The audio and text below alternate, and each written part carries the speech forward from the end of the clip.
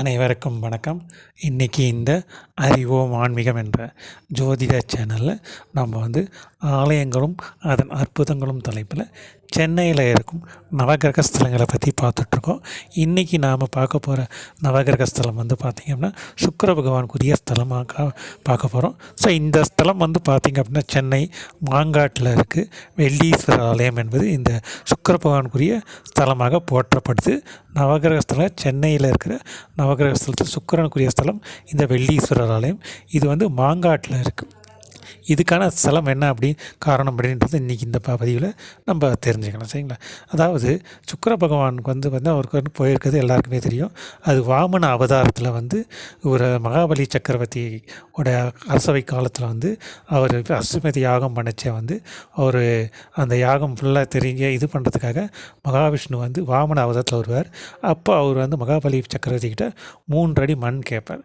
So அந்த 3 அடி மண் கேட்கச்சே அது சுக்கராச்சாரியா தெரிஞ்சு இது வந்திருக்கிறது மகாவிஷ்ணுவால், நீ அந்த இது கொடுக்கக்கூடாது அப்படின்னு சொல்லி அறிவுரை சொல்லியும் மகாபலி சக்கரவர்த்தி தான் கொடுத்த சத்தியத்தை வாக்கை காப்பாற்றணுன்றதுக்காக கொடுக்க முயல்போது, அப்பொழுது அவர் சுக்கராச்சாரியா என்ன பண்ணுவார், அவர் தாரகத்துக்கூட தண்ணி கமண்டலம் வழியாக வர அந்த தண்ணியை தடுக்கிறதுக்காக வண்டு வழியாக போய் அந்த தண்ணியை தடுக்கிறதுக்காக அந்த கமண்டலத்துக்குள்ளே வந்துடுவார். ஸோ அப்படி நிற்கச்சே இதை அறிந்த மகாவிஷ்ணு தர்பையால் அந்த சந்தை அடக்கி குத்தச்சை அது இவருடைய கண்ணில் பட்டு ஒரு கண் பார்வை பாதிக்கும். அப்படி அவர் பாதிக்கப்பட்டதுனால அந்த கண் பார்வை மீண்டும் பெறுவதற்காக சிவபெருமானை நோக்கி தவம் செய்கிறார். அந்த தவம் செய்த இடம் தான் இந்த வெள்ளீஸ்வரர் என்ற மாங்காட்டில் இருக்குது. ஓகேங்களா? அது மட்டும் இல்லாத அந்த இன்னொரு இதோட தொடர்பு என்ன அப்படின்னு பார்த்தோன்னா, அந்த சமயத்தில் காமாட்சி சிவபெருமானும் பார்வதி தேவியும் கைலாயத்தில் பேசி கொண்டு இருக்கும்போது விளையாட்டாக ஒரு வாட்டி பார்வதி தேவி சிவபெருமானை கண்ணை மூடிடுவாங்க. ஸோ அப்படி கண்ணை மூடிய பட்சத்தில் பூலோகம் இரண்டு எல்லாமே ஜீவராசிகள் ஸ்தம்பித்தது. ஸோ அதுக்கப்புறம் திரும்பி வெளியே வரச்சு அதை பார்க்கச்சே அதை கண்ட சிவபெருமான் கோபம் கொண்டு அவர் சாபம் கொடுத்துறார். பூலோகத்தில் போயிட்டு தவம் செய்து அதுக்கப்புறம் உன்னை ஏற்றுக்கொள்கிறேன் அப்படின்னு சொல்லி அமைச்சிருவார். ஸோ பூலோகம் அந்த அம்பாள் கடும் தவம் புரிகிறாங்க. அந்த தவம் புரிஞ்ச இடம் இந்த காமாட்சி அம்மன் மாங்காட்டில் தான். ஸோ அங்கே அவங்க தவம் நெருப்பு இதில் தவம் புரிச்ச அவங்கள அவருடைய தவத்தை கரைஞ்சி ஏற்றுக்கொள்ள சிவபெருமான் வருவார். அப்படி வரும்பொழுது அவர் முதல்ல இங்கே சுக்கராச்சாரியாரோட ஆலயத்தில், இந்த ஆலயத்தில் சுக்கிர பகவான் இங்கே இது பண்ணியிருக்கிறதுனால அவரை அவருக்கு காட்சி கொடுக்குறதுக்காக அங்கே வந்துடுவார். ஸோ அங்கே வரச்சே இப்போ அந்த பூஜையில் இருக்க சுக்கிர பகவான் பூஜையில் ஈடுபட்டிருக்கும் போது அவரை அங்கேருந்து இவரால் கிளம்ப முடியாதனால அசுரரி வாக்கா, நீ காமாட்சி அம்மனுக்கு நீ மாங்காடு அங்கே உங்களை திருமணம் செய்துக்கணும் அப்படின்னு சொல்லிவிடுவார். அதுக்கப்புறம் அம்மாள் காஞ்சி கிளம்பி போயிடுவாங்க. ஸோ அதுக்கப்புறம் அப்போ இவர் இங்கே சுக்கிர பகவானுடைய தவத்தை மிச்சு அவருக்கு காட்சி கொடுத்து அவருடைய பார்வையை சரி பண்ணி செய்டுவார்.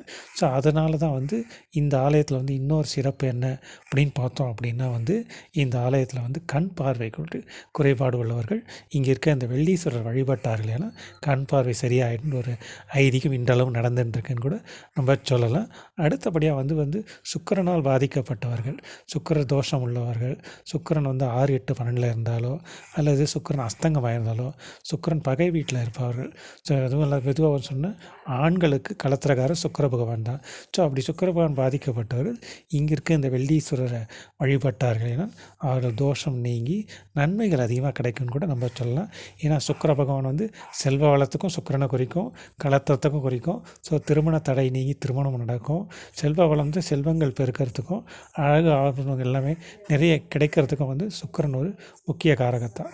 ஸோ அப்படி இருந்துச்சு அவரை இந்த ஆலயத்தில் வழிபடுபவர்கள் நன்மைகள் அதிகமாக கிடைக்கும்னு கூட நம்ம சொல்லலாம். அடுத்தபடியாக இந்த ஆலயத்தில் பார்த்திங்கன்னா அம்பாளுக்கு தனி சன்னதி கிடையாது.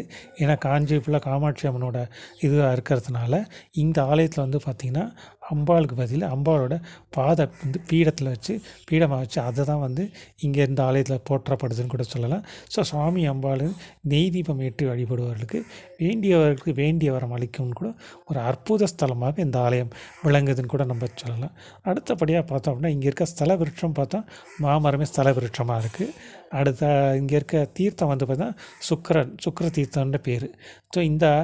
இந்த மாங்காட்டு காமாட்சி அம்மனை தரிசிக்க போகிறவர்கள் முதல்ல வந்து இந்த வள்ளீஸ்வரர் இங்கே சுக்கிர பகவான் இந்த ஸ்தலத்தை வழிபட்டுட்டு, இதுக்கு பக்கத்தில் வந்து வைகுண்ட பெருமாள் ஒரு ஆலயம் இருக்கும், அந்த ஆலயத்தை வழிபட்டுட்டு அதுக்கப்புறம் போயிட்டு காமாட்சி அம்மனை வழிபட்டாங்கன்னா அவர்களுக்கு அதுக்கான நல்ல பலன், ஏற்ற பலன் நிச்சயமாக கிடைக்கும் என்பது இன்றளவும் பின்பற்றக்கூடிய ஒரு நன்மை.